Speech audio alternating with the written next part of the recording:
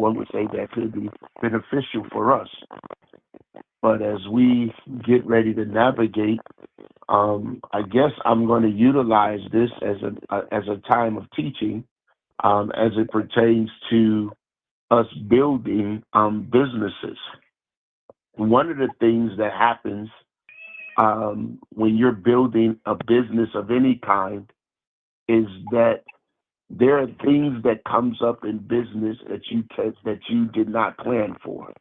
There are things that happen in business that you did not expect. And the question becomes, how do you respond? How do you respond to a short month? How do you respond to a customer complaint?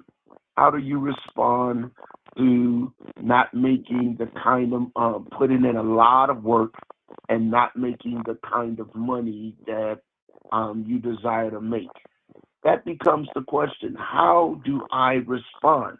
How do you respond when um, there's a promotion that's going on and nobody's buying the promotion? How do you respond when there is an opportunity for you to get bonuses and win a trip, but you never win the trip? There's things that happen in business, and when these things happen, what's going to determine your success and or failure is how do you respond to things. That becomes the question. How do you respond to things? So here's a couple of things that I want you to do. As you get your pen and your paper, I want you to write a few notes down because I want to teach you how to respond to things, things that you cannot control. How do you respond to these things? The first thing that I would tell you to do is to not panic. Don't panic. What you may not know is that many of you may not know is that I used to be a lifeguard. I used to be a lifeguard, and when I was a lifeguard, um, one of the things that they taught us is when seeking to save a life from an act of drowning, it was important that we did not panic. Um, because most times when there's an act of drowning, that individual is panicking, and their panic could cause you to die. Both can cause both of you to drown. Because when you're panicking, you're just reacting. You're not thinking. You're not focused. And sometimes what I've learned is that if, especially in water, if you just relax and turn on your back, you'll start floating, and that could save you. And so you cannot panic when things don't go the way you think it should. Don't panic. Don't panic. The second thing I want you to do is stay the course. Yeah. If you're on a course that you know is a winning course, if you are actively engaged in activity that has proven itself to be the right kind of activity to assure your success, don't abort the course. Stay the course. Because oftentimes when things go wrong or when things are not happening in the way that you think it should happen, the first thing that we seek to do is jump ship. We jump ship. We have the tendency to start making all of these changes or whatever the case may be. But stay the course. You know, I like to teach from a transparent perspective of different active things I have going on. And one of the things that I share with you is is um, for example, we do Taco Tuesdays at the bowling alley. When we first decided to do Taco Tuesdays, we did not know what to expect. We had no idea what to expect doing Taco Tuesdays on this particular day. Um, and it seemed like it was going to be slow. It seemed like it wasn't going to work. But we stayed with it. We stayed with it. We stayed the course. And now, as a result, Taco Tuesdays is becoming um, a consistent day for us. And so that's what we want to see. We want to we want to see you stay the course. Same thing with my real estate business. Um, Hey, bro, ever since I opened up, I need somebody to mute that phone, Kathy Wacky. I'm Mute okay, the man. phone What of you that gonna do person. about it?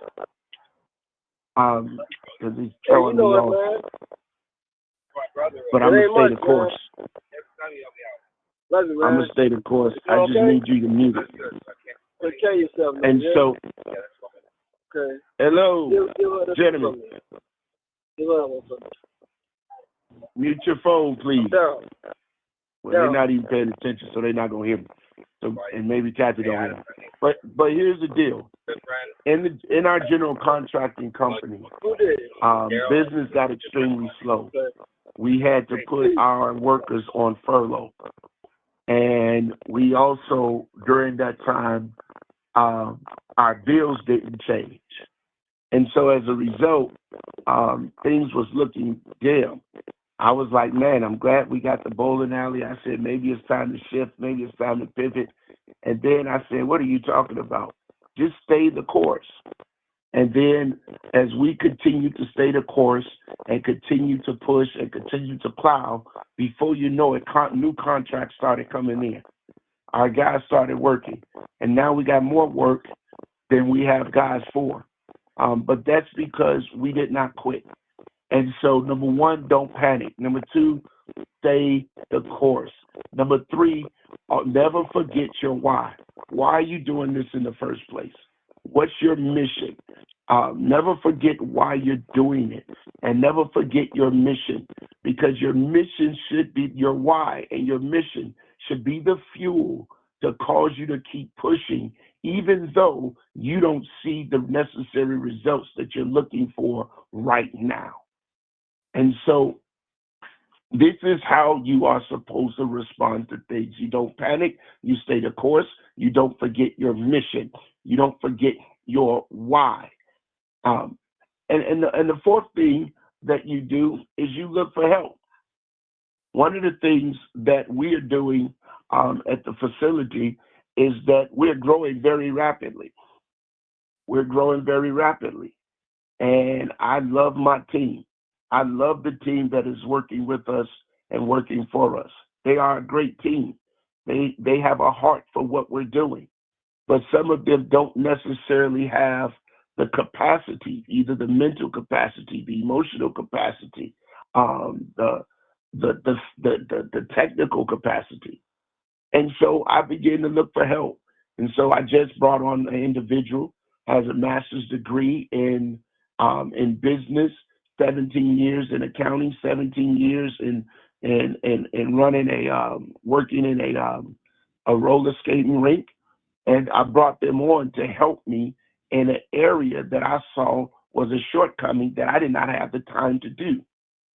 The second thing is I'm meeting with a McDonald's owner that has owned maybe 5 or 6 McDonald's, and then he also is the owner of the franchise Doc's Fish.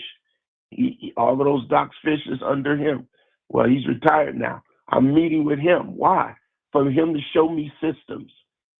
Yes, I've ran a restaurant before, and I ran it successfully. But you're never too smart to learn something new. You're never too old to grow and develop.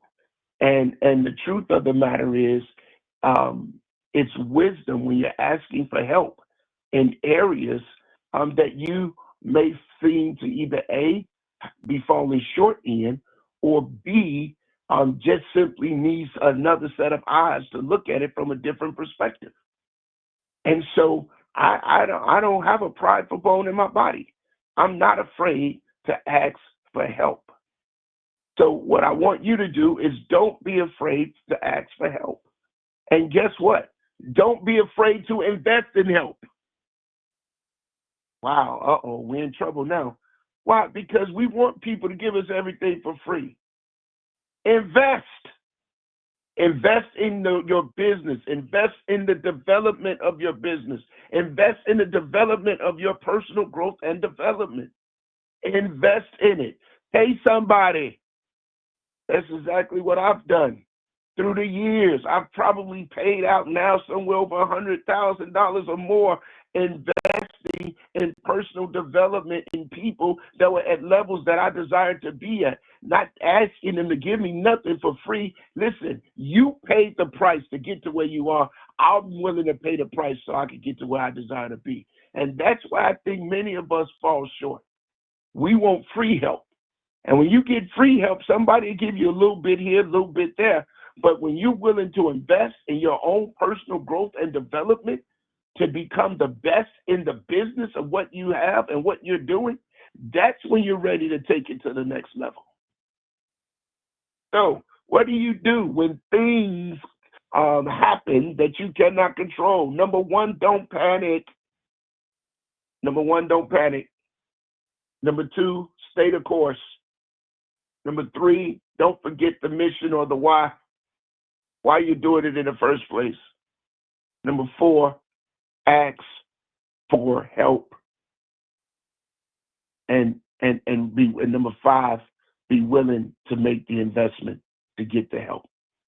Listen, I hope this was helpful to you today.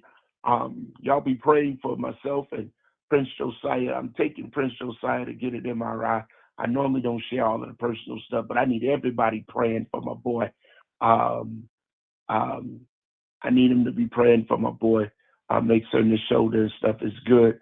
But listen, I appreciate you guys. Those of you in Chicago, tonight is Taco Tuesday at Strikes and Bites right there in Lansing, Illinois. I'd love to see you there. Until next time, as always, prosper and be blessed. Thank you so much. Thank you so much, Dan. I did figure out my computer issue, so we did get the recording, and I was able to help out muting. So today is Tuesday. It is 360 certified day.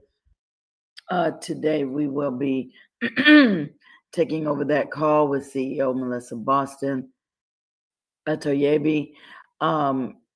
Doing a presentation of health along with Dr. Betty, of course.